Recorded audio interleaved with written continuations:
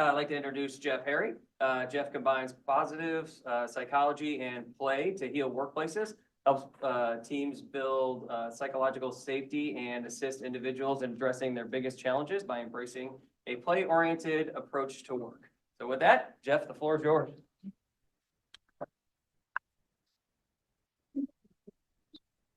Hi, everyone. How are we?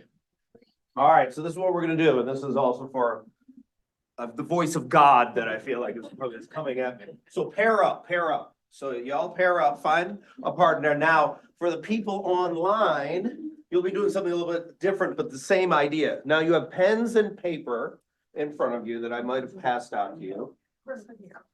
And online, you're going to have to grab a piece of paper. That is something we used to use in the 20th century, and some pens. And this is what we're going to do. You have a partner, right? Introduce yourself to your partner. Hey, what's up? Nice to meet you. You have 1 minute. 1 minute to draw your partner. Start it right now. 1 minute. For the people online, you will draw someone that is there. That's they won't know, but you still draw them anyway. So go ahead. You also have 1 minute. Same amount. 1 minute, draw your partner. You will be showing this to them, by the way. I am too. Make sure to capture the aura, the essence, the color scheme, their outfit. All of it, all the details. The color of their outfit as well. You're like, I have 1 pen. I don't have like 8 pens. We're down to 20 seconds, no pressure. You will be showing it to each other. And online, you will be showing it on the camera. So you're gonna have to turn your camera on. All right, we're down to 10. 5, 4, 3, 2, 1. All right, on the count of 3. 1, 2, 3. Reveal. Reveal to each other. What is that? Who is that? What is that? Who are those people? Why am I hearing apologies? I'm hearing apologies right now. There's a lot of apologies going on. Okay, here's the deal. Here's the deal. I'll give you another chance. Flip the piece of paper over. Flip the piece of paper. Same thing with everyone online as well. If you need to apologize to your partner, go ahead. This is the opportunity. All right. I'm only going to give you 30 seconds, but you have to draw them again with your eyes closed. Same thing online. Eyes closed. You only have 1 piece of paper. Same piece of paper, opposite side, eyes closed. No cheating. I know the cheaters. Same idea, capture the aura, the essence. You're like, am I even drawing on the page anymore? I don't know, I might be off the page. Down to 15. There's always a halo over my head. I'm surrendered very early. I can't wait. Some people are surrendering. Miriam already surrendered. Oh, amazing. We're down to 7. I got everything in the face. Oh. 3, 2, 1. All right, reveal it. Go ahead. Same thing online, reveal. You might as well tell them too. Here's you. Oh man, why are some of these better, people? Why are some of these better? I don't understand. Some of these are actually better than the first version. All right, for the people that are in here, go ahead, sign your name in the corner. And hand it to them. If you get nothing else from this talk, you get a poorly drawn picture that you can put on your fridge or the garbage, whichever you prefer.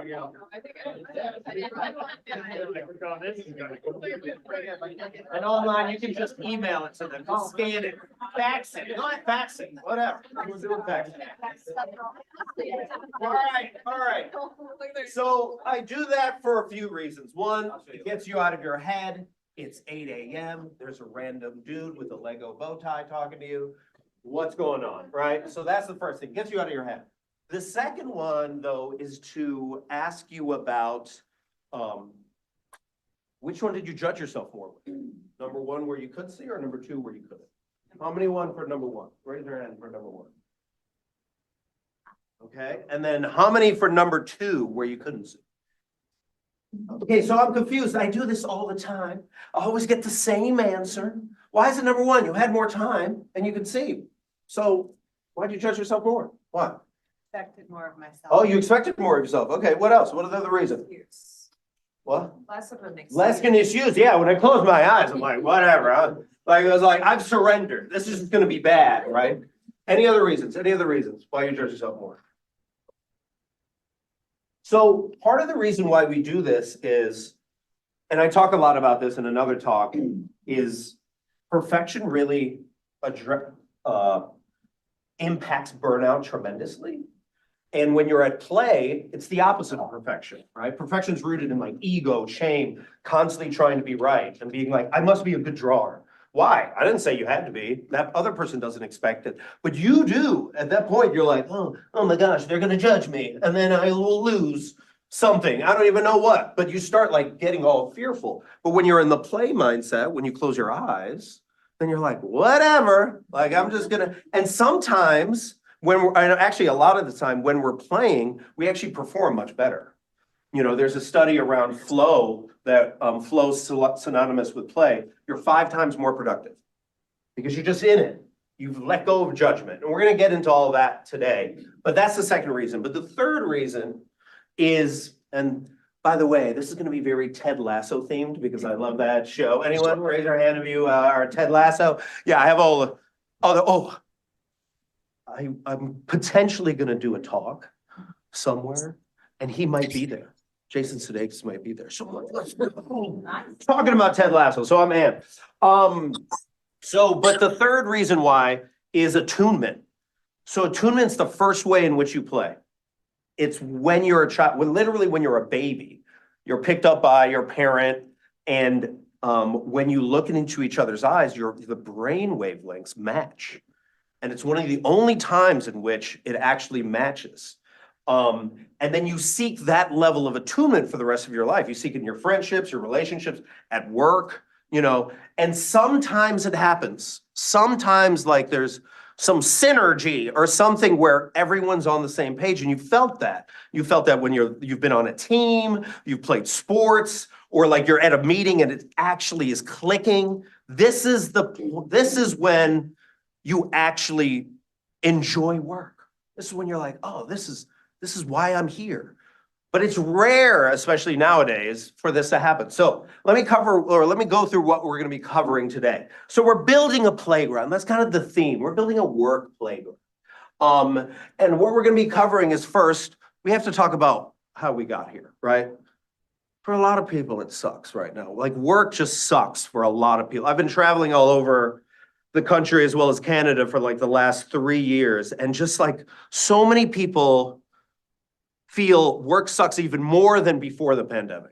And they don't know why, but they just like feel frustrated, you know? So we're gonna first explore that. So just to give you a background, this first area is gonna be a little bit more negative, you know, because we gotta go in there. We gotta go negative before we go positive. And then we're gonna talk about like, what are the initial steps to build trust back? Because you can't play when you don't trust someone. You can't play when you're in an anxiety-ridden state. You can't play when you're angry. So you have to actually build trust. You have to build the playground before people will want to play, right? And then we'll dive into how can we actually measure the progress of healing a workplace. And finally, what are you willing to do first? Because I do these talks all the time. I don't want to talk about it if we don't try something. So I want you to walk away and do something today. And even if you do it and you hate me for it, perfect. Push it back. Email me, be like, that was a horrible idea. Great. At least you're trying stuff, because there's too many talks where we like talk about it and you're like, oh, that's a good point. And then you never do anything. And it's like, why are we doing this? Like, what are we doing here, right? Like, let's actually try to solve some problems. So the reason why I talk so much about play, and you're like, and some people would be like, well, why do I need play in the workplace? That doesn't really help me. Well, Stephen Johnson talks about how you'll find the future where people are having the most fun. And that whole idea, if you think about it, is the organizations that had the most fun during the pandemic were the most profitable. And the ones that didn't were the next Blockbuster. They were like Sears or other organizations like that, right? And Amazon back in 1998 was like the place to be, because they were all solving some of the coolest tech problems. And then at some point, the guy got like too large-headed, and then it's not a fun place anymore for a lot of people. So the best minds are not going there. But if you get nothing else from this, if in your industry you can create the most fun organization, you won't have that much hard time recruiting, especially because Gen Z is going to be 30% of the workforce by 2030. Gen Alpha is going to be 10%. I don't even know what Gen Alpha is, right? But like they're coming. So this idea that you're like, well, play and fun and work should be separate. Not for the new generation. Like they're out. Like they will leave. The Great Resignation was driven by Gen Z. They were like, well, this sucks, I'm out. And then everyone else was like, really? I can just walk out as well? And then everyone walked out together. Like, but Gen Z was the one that drove it. So we really have to be aware of like, how are you actually infusing fun and play into work if you're trying to recruit and attract and keep staff? So example of that, well, there's two examples.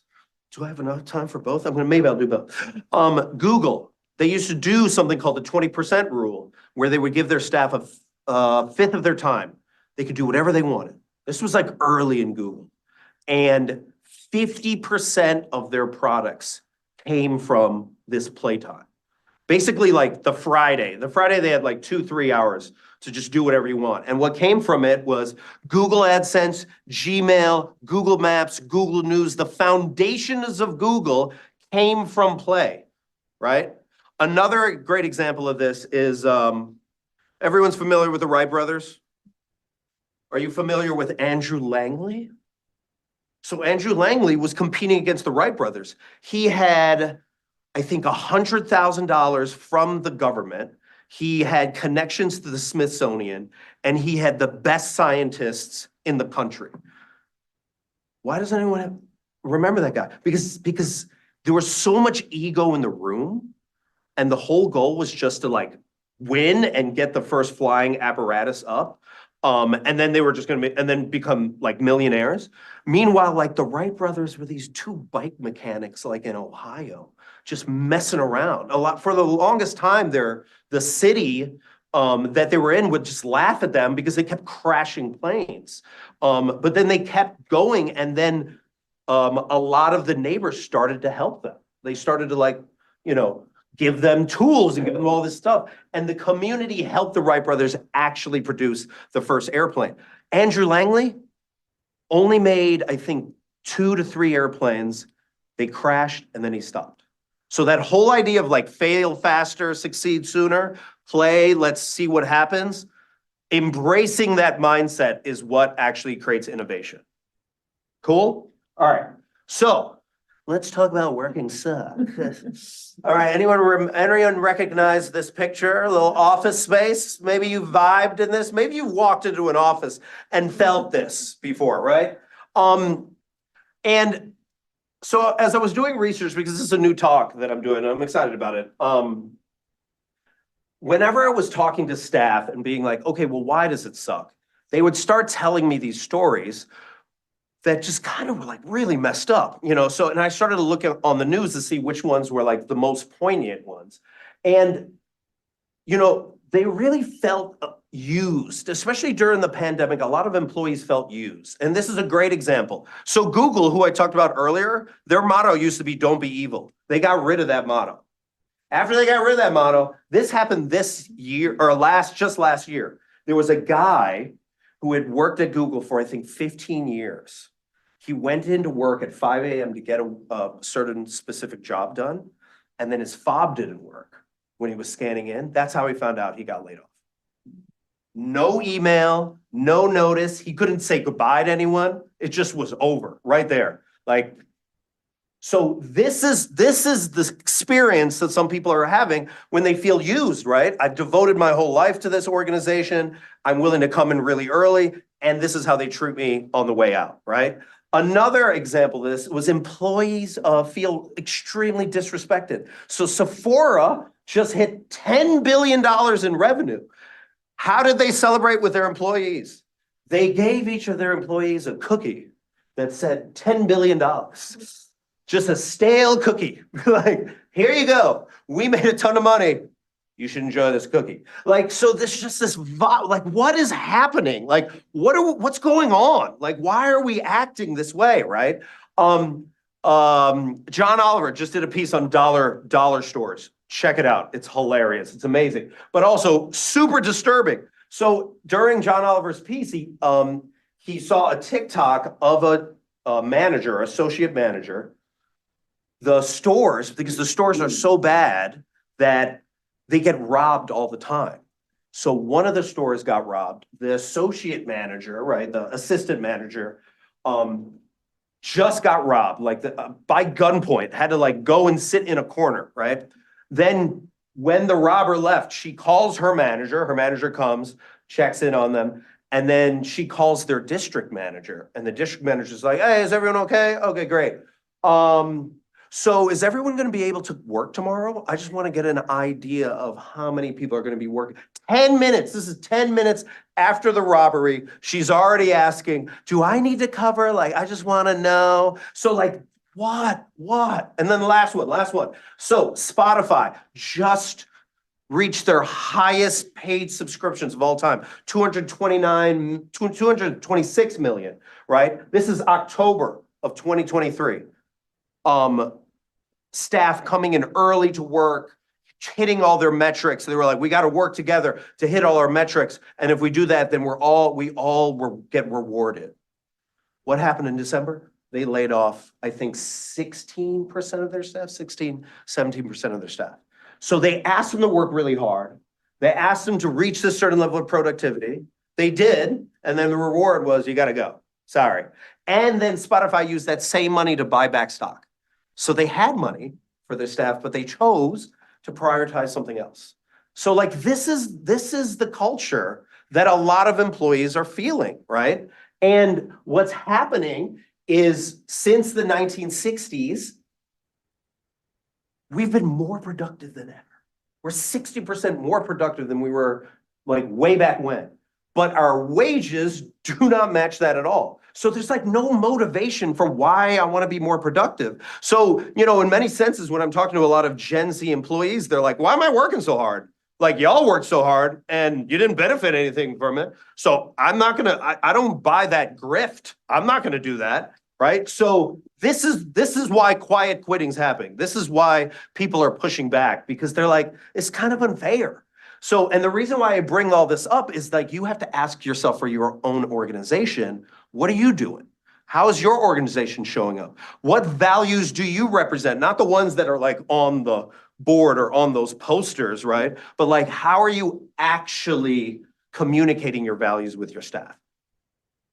And lastly, I mentioned this before, but there are so many companies right now that are laying off workers. I live in California, right? Tech workers, Google just dropped, I think, 10% of their staff.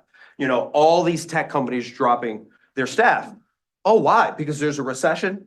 Well, they still have money. They have money to buy back stock, but they don't have money to keep you. So like, what are the actions actually communicating? So this is where we're at. So we have to, before we start about what we're going to do, this is where we're at. Okay. So this whole idea of like work sucks is just like, yeah, it sucks, but it really doesn't have to. Like, and what happened to the empathy and the shared humanity? The whole reason why I love Ted Lasso and why it was so popular with so many people is during the pandemic, you might have been getting exploited by your employer, but when you turned on Ted Lasso, you were like, man, I wish that was my boss. You know, you're like, oh, like you felt good hanging out and you were like, maybe that's possible. Maybe there's hope, you know, for the future. So this is what we're going to be exploring today. So when I was interviewing so many of these staff, they continuously communicate these three things, right? I want to feel seen, I want to feel appreciated, I want to feel heard. And that could sound very cliche. Like, what does that actually mean? Feeling seen. Do you see me as just a cog in the machine that you can use, or do you see me as a human being? Appreciated. Are you paying me? Like, do I feel valued by you actually giving me money? Money that I think I deserve, not the smallest amount. And then heard is like, when I share an issue with you, does it fall into a black hole, never to be seen again? Or does it actually get addressed? So this is what This is a challenge I ask you to ask your leaders. What are you doing to ensure your staff feel seen, heard, and appreciated, like on a regular basis? And they might be like, I don't even know what that means. Great, let's have that conversation. That's a worthwhile conversation to have with your leaders as well as with yourself, right? With your staff. Okay, we work on employee engagement. What are we doing from an employee engagement standpoint? Another pizza party? Like, I don't know if that's going to work out, but what is an actual way in which people can feel appreciated, seen, and heard? So right now, what's happening is like, we have this playground, but there's a lot of glass. There's a lot of shards of glass that we must remove before we can actually build. Before we can actually have people play, you have to remove certain things so that they feel safe. Because right now, a lot of staff don't feel safe. Great example, Twitter. Remember Elon Musk, the amazing thing he's done at Twitter, right? Is that a place where innovation can thrive at this point? I don't even know how many people call it X. Like, I don't even want to go to the app anymore. So the app's not safe. The organization's not safe. A lot of my friends that used to work at Twitter left because it wasn't safe, right? And you can't create any level of innovation if a place doesn't feel psychologically safe, right? So this is the part we first have. So how do we remove this stuff? So we have to understand, okay, what do the actions of our organization actually represent? Right? So great example, we got Costco, we got Walmart. I love Costco. And specifically for their pizza, it's so cheap. And the free samples. But sometimes, you know, like you have a casserole and you have sushi and you're like, I don't think that works. But with Costco, they clearly communicate through their wages and their health benefits that their staff is a priority, right? Now, Walmart doesn't. Walmart does it a different way. No knock on Walmart. That's their model. That's their business model. Their business model is pay their workers as little as possible, and let's just see what happens. I just was at the Circle K because I was potentially going to try to get pens today, and I walked into the store. There was no one there. Like, there was no one managing it at all. Like, they just had a free scanner, so you could just walk out with stuff. That's Circle K's model, you know, whether they agree that's how it rolls, right? So the work culture is actually defined by the actions. So the reason why I bring that up is like, what is your values for your organization? What are the values that you want to exemplify, right? Again, $10 billion cookie, that's one angle. Other one, anyone know Spanx or ever use Spanx? When they went public, she gave every employee 2 first-class tickets to anywhere they wanted to go in the world, as well as $10,000. Like, when her staff heard it, you can even watch it. This is on TikTok and YouTube. The staff just started crying, you know, like all these people. She was like willing to take some of the money, a decent amount of it, and was like, you are the ones that built this organization, so I'm going to reward you for that. So like, which one do you want to represent? That's the question. So this is the first of many hard questions potentially for you to explore with your colleagues. Is your organization built off a business model that benefits both the business and the employees? If it's not, do you want to change that? You know, if it's only benefiting the business, do you want to be a part of that organization, right? Again, no judgment that if that's the model, but like, you can't set up an exploitive model like Walmart and then be like, we're family, you know, because that's where the gaslighting happens. That's why so many people are pissed off.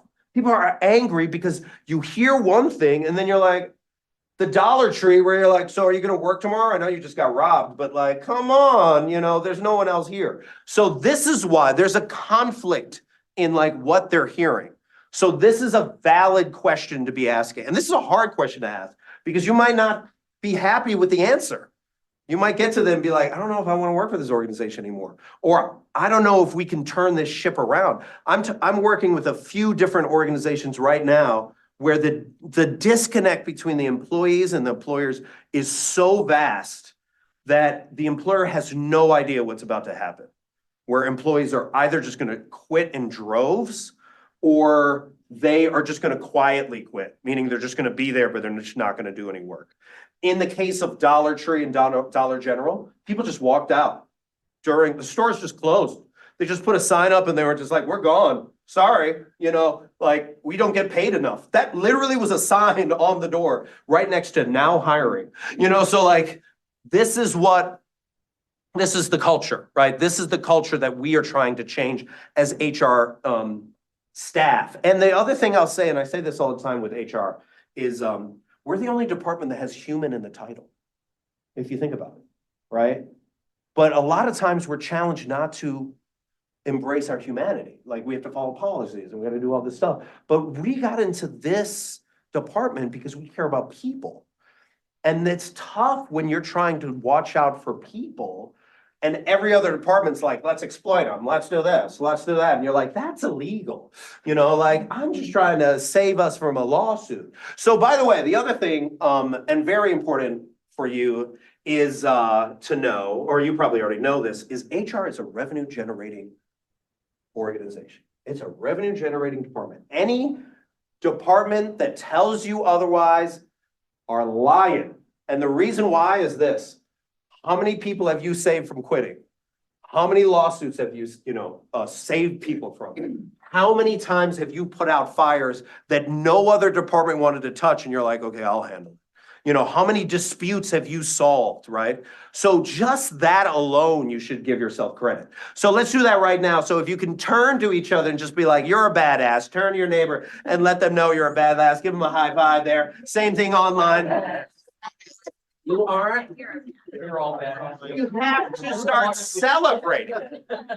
I don't think HR, we don't, there we go, that's what I'm talking about. HR doesn't, we don't promote ourselves enough. Marketing, on the other hand, is like, guess how awesome we are. And you're like, you just wasted all of our money. Like, what are you talking about? And sales is like, yeah. And you're like, you get drunk half the time at work. Like, what are you doing? Like, and then I have to clean up for you, like what? So like I just do this to be like, we have to be celebrating ourselves as well as advocating for each other, because no one's advocating for HR. It's always the place where everything that no one wants to deal with gets dumped. If you think about the origins of HR is it used to just be admin. It used to be admin and then it added on and they were like, can you take this? Can you take that? So that's the origins of it, but we can change that now, okay? All right, so John Amici, former basketball player for the Orlando Magic, would say work culture is defined by the worst behavior tolerated. So I don't care what's on your mission statement. I don't care what your values are. I don't think most of your staff even know what your mission values are. Ask them. That would be really interesting to find out, right? And it's defined by who, is there anyone named Chad in here? Okay, great. It's defined by Chad, right? It's defined by whoever is actually acting up. So if that person is toxic or taking advantage of the organization and no one is saying anything, that's the culture. That's part of the culture. It's not all of the culture, but it defines so much of the culture. So if you learn nothing else from this, just figure this out. What's the worst behavior we're currently tolerating? Address that, raises all boats. Everything changes because of that. I did that at my former organization when I used to play with Lego for a living. When we got rid of that first person, because why were we tolerating? 4 other toxic people left because they realized that wasn't tolerated anymore, right? So this alone sends the message, okay? Anyone know who this is? Anyone recognize? So this is in Ted Lasso. This is the evil character. This represents the evil corporate CEO type guy, right? And he said this during the show, but a lot of people say this as well, where they're like, well, nobody wants to work anymore. Nobody. What are you talking about? We're 60% more productive than, since the 1960s. But the reality is just like, no one wants to work with you. Like, no one wants to work with that specific toxic person. So we have to recognize this right here. So this is the big second hard question to ask yourself is, do your managers, your mid-level managers and the ones that are in charge of people, do they even like people? Like, do they even like leading people? Maybe they don't need to even like people. Do they like leading people? How many of your managers just got promoted because they were really good at the last job? Right? Like, let's just be honest. Like, they were like, I want to raise. I'm good at this job, so why don't I move up to this one? And then now they're in positions of power, but they hate people or they hate leading people. They'd be like, if I could just clone myself, that would be so much easier, right? So we have to ask ourselves, are they in the right position? Like, if you address this, like, okay, we just talked about work culture. How many of your managers currently should not be managers? Like, that's a worthwhile question to ask, right? And then how many of your managers want to be good managers, but have no training or haven't been trained yet? Because there's, what was this? There was a study done that 60 to 70% of managers have no management training. But when you ask them, what do they hate most? They hate training. They don't want to get better. And this article just recently came out from Fortune. Nearly all bosses are accidental with no formal training. So they found that almost 82% of bosses have just been like moved up. Just accidentally. It was just like, well, you're good, so we're just going to move you up. So no wonder so many people are disengaged at work. You have a lot of managers that probably should not be in that position or need a ton of training, right? And if you did that, again, that would create the playground where people can then actually play, right? And then this, I just found this actually earlier today. There's no reward right now to continue to be an individual contributor, right? Like, I want to get paid more money. Do I have to lead people? Well, if you figure out a way in your organizations to have other jobs where people can do mentorship and they can do training, but they don't have to be in charge of people, that actually will benefit your organization better. Conventional wisdom is you just become like a manager, right? But the new wisdom is that you could be a team leader or an individual contributor. So how are we creating those opportunities? So because there's a lot, like, especially in tech, where, I work in a lot, there's a lot of tech heads that are great at coding, amazing, but don't put them in charge of 3 people. Like, they don't like talking to people, but they do their job really well. And they might even be able to show other people how to do their job really well, but they hate managing people. And that's frustrating. I was speaking to someone from Sherm in New Mexico, and he was just like, I don't like being a manager. I'd rather be in this position, but this is what I've been forced to do. Well, then you're taking people out of their zone of genius, the thing that they actually really want to do. And that's where the play is like, if you're having staff having to do stuff that they're just like, oh, I have to do this, that drains their soul, and then they can't do the innovative work.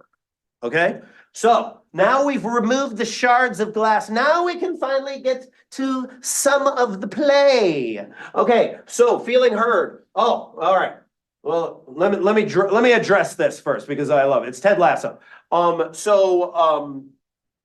Water pressure issues. So we're removing shards of glass. So in Ted Lasso, one of the first things that he does is he arrives and he puts out this box asking for improvements. And someone was like, fix the water pressure. Like, can just someone do that? We've had horrible water pressure in the shower for the last 10 years. So that's the first thing he does. He finds this really small issue and he addresses that small issue. So my question to you is, what's your water pressure issue? What's something that you could, really small thing that could help so many people? Hey, work from home on Fridays. Oh, that'd be amazing, right? Hey,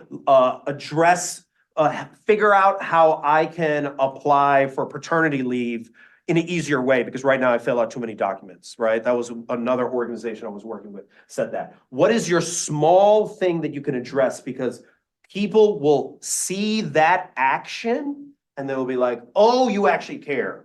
Oh, you actually are listening to what I have to say. Doesn't have to be the grandiose things, and you don't have to brag about it afterwards. Don't worry about the bragging, and the spreadsheet of we've cut down call retention from this amount. No one cares, right? Just do the action, do the small actions, not the pizza parties. Forget about the pizza parties. Let's focus on things that make their life easier. So find out what the water pressures are for your specific organization and just start doing those small ones. That will build a certain level of trust. Okay, so feeling seen. Now we're gonna get to a little tough part of being like, there's a lot of people that are feeling a certain level of trauma from the pandemic, and we never really have talked about that. So a lot of people felt exploited, used, all this stuff during the pandemic, and no one's ever apologized to them. No one's ever said anything. No one's ever acknowledged. Now, this is a fun thing to do. I was doing this all last year as well as this year. Whenever I go on a plane, I buy some chocolate and I write a thank you letter to the flight attendants and I give it to them. I did it into like 100 flights last year. And in my letter, I actually say, hey, we've been awful. As passengers, sorry, we've been pretty bad. But just know that some of us really appreciate what you do, right? I didn't do it. I didn't cause the harm, but I'm still willing to apologize. So even if you're just joining the organization now, or maybe you've only been there for a couple of years, there's certain staff that still need that apology. And you might be like, well, it's not on me. Well, it's like, it doesn't matter, right? Like the thing is they just want acknowledgement that they were hurt. And until they hear that, they don't want to play. They don't want to try anything because they don't trust the organization. So they need that apology. So that's worthwhile talking to your managers and your C-suite executives. Who needs to acknowledge what mistakes we've made in the last 3, 4, or 5 years, right? And part of the reason why is when you actually apologize, then they're looking to see if you're going to follow up with that action. Like, hey, I know we used you in the past. I know we told you we were going to give you a raise and then we never did. But we're going to figure that out. If 6 months from now, they still haven't seen that raise, then it doesn't really matter, right? Like they want you to follow it up with real action. They don't want you to BS them. So it can't be no fake apology. It has to be real. It has to be genuine. And you have to be like, okay, here are the things that we're going to do to actually heal this workplace so we can actually play. Cool? All right. Now, feeling appreciated. Now we can actually get to the good stuff. Okay, so both for the people that are online as well as y'all here, I want you to write down what you do best at work right now. So go ahead and write down all the things that you do best at work and feel free to brag. Feel as if you're writing this down for like a performance evaluation. You're like, I'm gonna ask for a raise after I make this list. So write down your best stuff. What do you do best at work?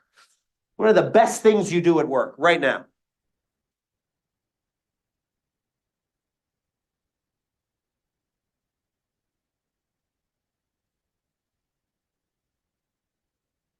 And don't hold back.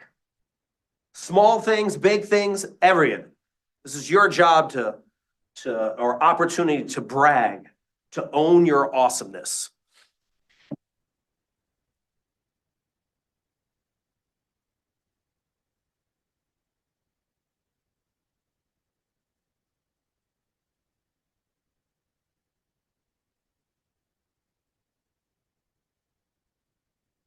All right, I'll give you about 10 more seconds.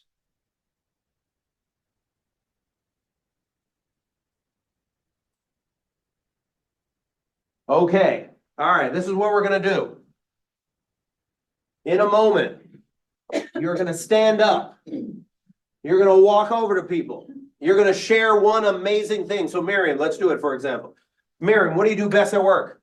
I connect people to information. Sweet, we high five. I get people to play for a living. We high five again, and then you find another person. As many people as you can in 90 seconds. Everybody stand up. And then for people online, feel free to write them in the chat and then high five each other virtually. I don't know how you do that. You're gonna have to figure that out. Ready, set, go! Celebrate.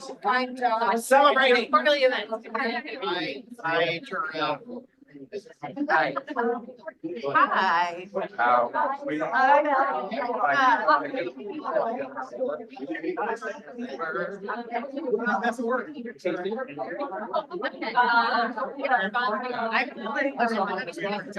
No, I need that. Okay,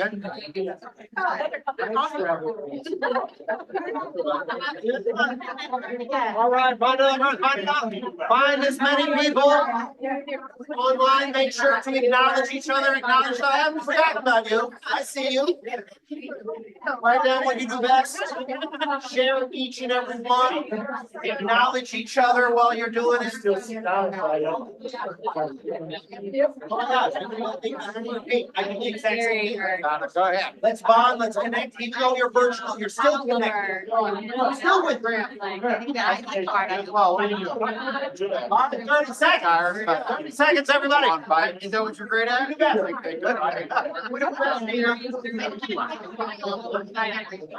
right. No one follows up these days. Yes. I work 7 days a week now, so you need to read a different book. Thank you. Let's go. Let's go. All right, high five one more person and then find a seat.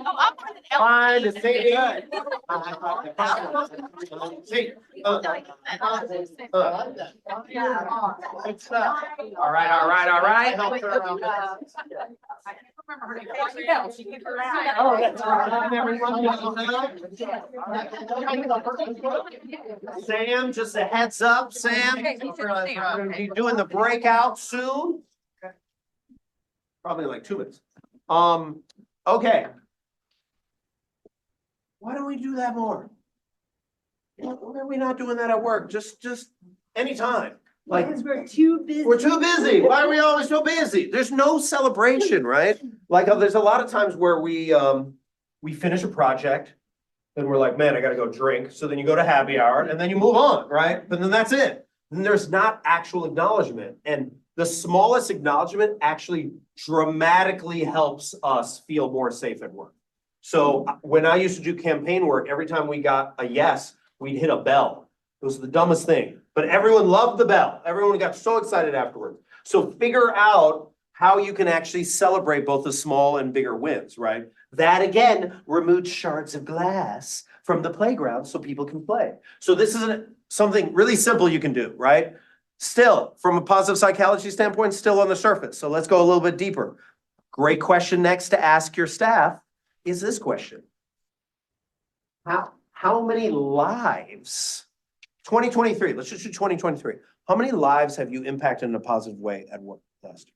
And you can answer it in 2 ways. You can answer it with number of people, like I hired X amount of people, right? Or you can answer with specific names of people. So write down either how many people you impacted last year, which is like really hard to imagine, or specific people, maybe that you mentored, that you hired, that maybe you were the first person to hire them and they had never had a job like this before, never had a corporate job, and now they're able to buy a house for their family, like impactful things. What's that for you? So find that. How many people's lives and specific names of those people. All right.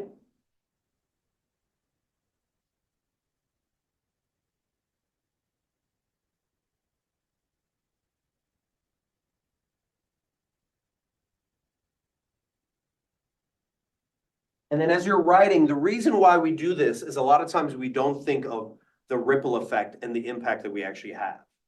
So sometimes, I think I was talking with someone once where they were like, this is the first person ever to graduate from college in their family. And then we gave them a job that they get paid 3 times more than their whole family gets combined. This has changed their entire life. And I just hired them. You know, I didn't think it was that big of a deal. Well, it actually is, right? So this is where we start to be like, okay, what's the impact we're actually having?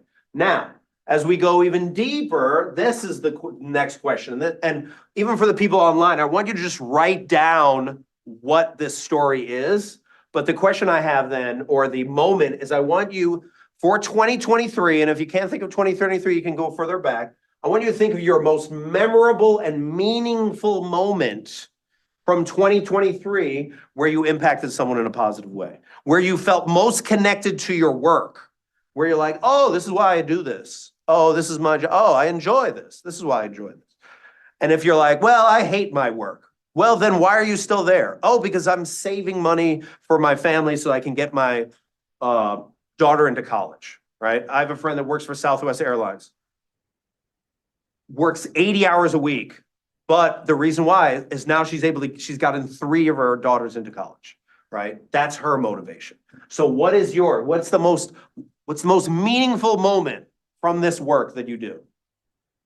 So note that.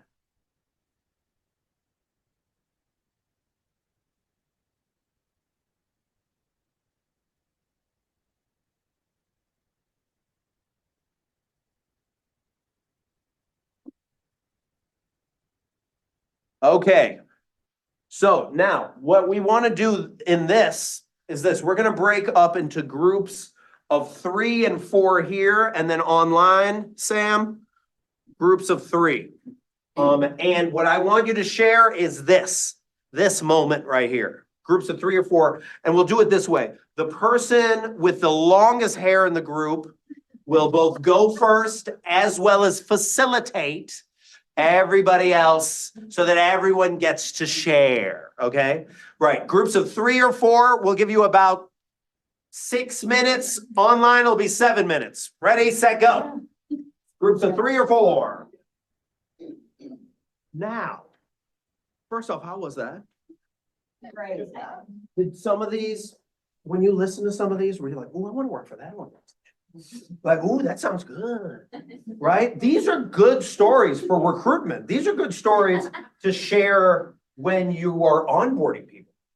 These are good stories to share when someone's like, oh, I'm thinking about quitting. You know, like we don't know a lot of these stories. So if you heard one story that you were like, oh, that's really good, I think other people need to hear it. Would you be willing to share it or point out the person? Dina, you're telling Malia. Malia, can you share yours? Yours was so amazing. Yes. Oh, the Valentine. Okay, so 2 days ago, I thought we do employee appreciation every month, something silly like I'm gonna put out pizzas or have a taco bar. It's always food related. And so I was handing out the cakes that we do every year at this time in February. But I got some cheesy Valentine cards, and then I hand wrote 150 very personal notes about something specific that they do for the company, thanking them. And it was like, I thought nobody's gonna appreciate these. I'm gonna see these in the trash, you know, after all my hours of writing them. And then I've gotten so many emails and phone calls, like nobody has ever actually appreciated us like that. Love it. Let's go. Let's go. This is what we're talking about when we're saying feeling seen and feeling appreciated, right?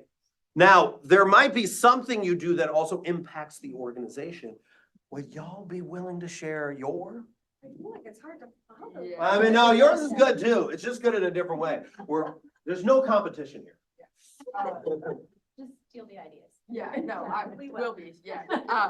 So Victoria and I work together, and this past year in 2023, we were able to terminate a longtime supervisor who was creating like an unsafe work environment by harassing some of his employees. So finally managed to follow through on that termination. Toxic person gone. Let's go. And how does it feel in the organization now with the staff that used to have to deal with that person? Oh, I mean, it's just a lot lighter now. There's a lot less stress for the employees that worked under that supervisor. The supervisor that took over the area, it's just a lot different personality, behaviors. So very positive. And did the organization or let me change that. Did the employees in the organization ever think that person was going to leave? No. And then all of a sudden they're like, oh, this is real. Oh, they're doing stuff in HR. Like okay, this is happening. Okay, any other stories that people heard? Same thing online as well. The voice of reason can also chime in. Yes. The brag on my coworker here. There we go, there we go. That's what I'm talking about. Benefits manager, but she also, last year, we have our payroll manager, you know, payroll, they can never go on vacation. Yeah. He hadn't been on vacation in 3 or 4 years, and she learned payroll at High Point to be able to allow him and his family to go on a 3-week vacation.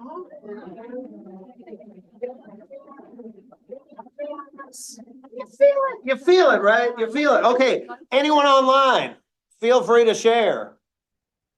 I also feel like I'm talking to the void. Hello. Okay.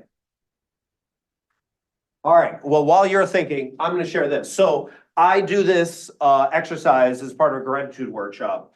And I run this all over the country, and I was doing it in the city of Rancho Cucamonga, California, which is just such a fun city name to say. It sounds like a drink. Like, let me get a Rancho Cucamonga, you know, on fire. And we're doing this with police, firefighters, financial workers, all the staff. And I go up to this one guy, and he's a GIS guy. He's a maps guy. And I was just like, so what's your most impactful thing from last year? And he goes, I don't have one. Like, I just draw maps. And I was like, well, can you think of like maybe one thing that was memorable last year? And he goes, well, last year, a bunch of firefighters came to thank me because I had drawn a certain map. And I was like, well, what are you talking about? And he was like, well, last year we lost a firefighter in a huge fire as they were trying to save a family. And when they created the funeral procession, I was the one that came up with the map. So I mapped all of the city of Rancho Cucamonga so that when the procession went, people from all over the community could come out and thank the firefighters. And a lot of firefighters had not known how many people appreciated them. And then also the family of the fallen firefighter got to see all these people celebrate. So this guy who just makes maps just changed how people feel connected to that entire community, right? Changed so many people's lives. And no one in that city knew that story until that moment, right? So these are the things that actually root us. So then we're like, oh, this is why I love being here, or this is why I want to continue to work here, right? When we hear each other's stories. Now, we might just think, oh, this is like, you know, touchy-feely, but also from a positive psychology standpoint, you're actually creating a certain level of bonding. And what's happening is you're drawing up certain chemicals. So when we were actually sharing, right, you get dopamine. Not that fake dopamine from doom scrolling. You actually get real dopamine because you're celebrating small wins together, right? And then when you're like, when everyone was giving praise to Malia, right? Oxytocin. It's like, it's the same love hormone you get when you're playing with like a pet, right? Or you're giving someone a compliment. She was giving oxytocin to her staff by simply sharing those letters, right? The reason why I had you do it in silence is serotonin actually calms you down so that you actually can have certain connections. And then also, if you felt the vibe in the room, the energy in the room, right? And the laughter that's in the room, that's endorphins. Whenever you get someone to laugh, it actually takes pain away. Another way you can take pain away is to cancel meetings. So that's another way you might want to think about that. Horrible meetings, let's stop it, right? But the same idea, or even in a meeting, getting people to laugh actually takes pain away from the meeting, right? So dopamine, oxytocin, serotonin, endorphins. This is the bonding that happens so that people feel more comfortable playing, right? Just know this is happening all the time whenever you're willing to do stuff like this. Okay. So we've talked a lot about this. Humans just want to be treated like humans. We haven't been doing that. We can when we do exercises and play exercises like this.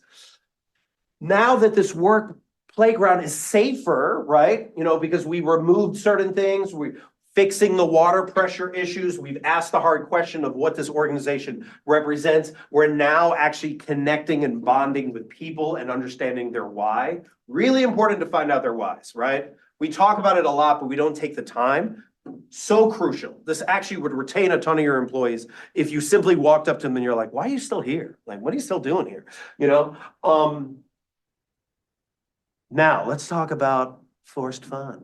So I'm a play guy. I used to do team building all the time. And I noticed some people hate it.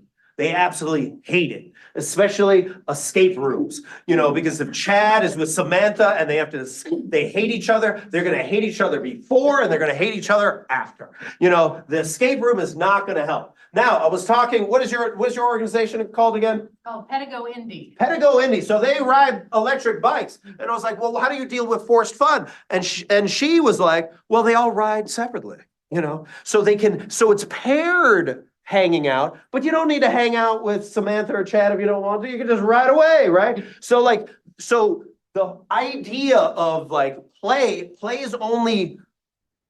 should only happen if it's a choice. It's got to be a choice, just like a playground, right? No one's telling you have to do it this certain way. This is what sucks when they're like, we're all going bowling, right? Or we're all going to sing the Walmart song together. Like, this is when you're like, oh, and then it's not fun anymore. Then it just sucks. It's just it's as bad as work, if not worse. Because then look, you've been at this. You felt this, where you're like, we're supposed to be having fun because my boss told me I have to have fun. So let's not force fun, right? Let's provide a playground where people have fun their way, because everyone does it a different way. So the way in which we actually do this, as I'm wrapping up here, is, and I've already defined this, so we can skip over this, is zone of genius. So this is the last thing that I want you to think about and actually write down before I take questions. Is zone of genius flow state? What it is Gay Hendricks wrote this book called The Big Leap back in the 80s. And he talked about how people have these different zones when it comes to work. Zone of incompetence, things I suck at. Zone of competence, things I'm like average at. Zone of excellence, things I'm good at that people praise me for, but I don't really like to do it. But I just do it because I get paid for it. And then zone of genius. Zone of genius is the stuff where you forget about time. It's the stuff that you would do even if you weren't getting paid to do it. I just assume Malia, when she was writing those, she enjoys that. She would have written 150 of them if she didn't enjoy it. So identifying what your zone of genius is crucial to actually healing you in your workplace, and then finding your zone of genius for other people. So when you can do that, you're actually combining all of the stuff, right? So your play, your passion, your talents, your skill level, it all fits together. And when you're in this flow state, and I will just briefly talk about Dr. Mihai Csikszentmihalyi, he came up with the only flow chart I like. This is the flow chart where when you first start in an organization, you have very little skill, but the challenge is really high. That's why you have a ton of anxiety. You're like, I don't know if I can do this. Imposter syndrome. But when you have a ton of skill and the challenge is gone, you're bored.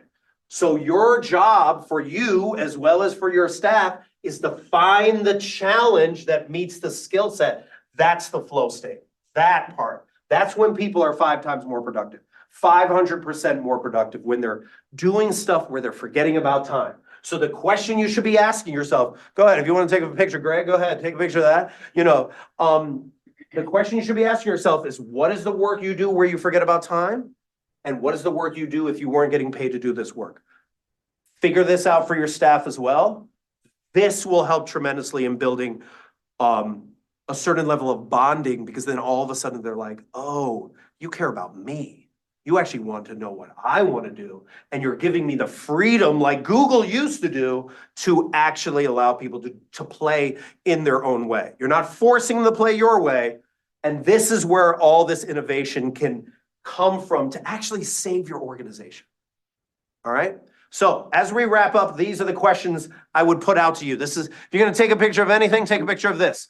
And also the QR code there, that's where I have my slide studies and everything. So just to recap, what is the worst behavior you're currently tolerating? Why are you tolerating that? Address that. Which managers are better suited to be individual contributors? Why are they in that position? Let's talk about that.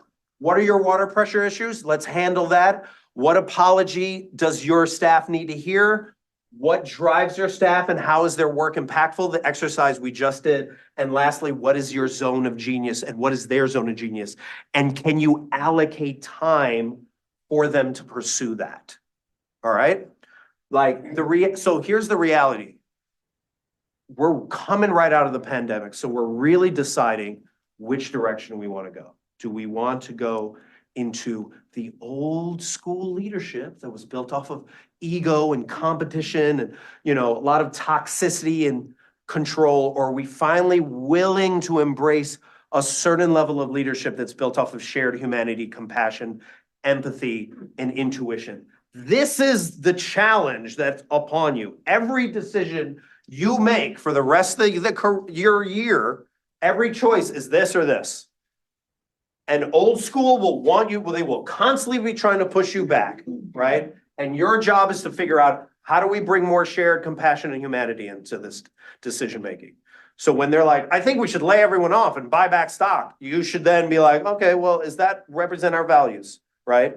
And you have to understand that, well, you do understand this, but you sometimes are the only line of defense from like the organization losing their humanity. So a lot of times greed can take over and people get lost in that. And your ability to be like, remember, we manage people and people want to be treated as people. When you remind them of that, that's when they actually feel seen, heard, and appreciated. And that's when you get the best stuff. Cool? All right. Time for Q&A? Yeah. Sweet. Anyone have any questions? No questions, but that was awesome. Thank you. Oh, appreciate that. Thank you. Anyone online? Does anyone have any questions online?